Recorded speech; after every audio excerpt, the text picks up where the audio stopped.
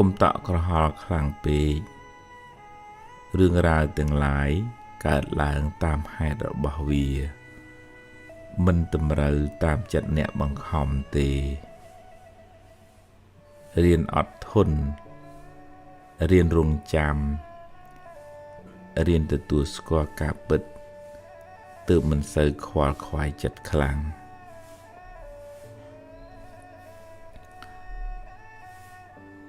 ទំនុកបំរុងឪពុកម្ដាយអ្នកឲ្យអស់ពីចិត្តពីថ្លើម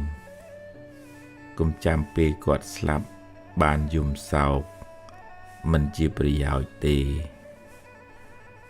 ស្រែបន់នៅនឹងផ្ទះកុំមើលរំលងប្រយ័ត្នស្ដាយក្រោយ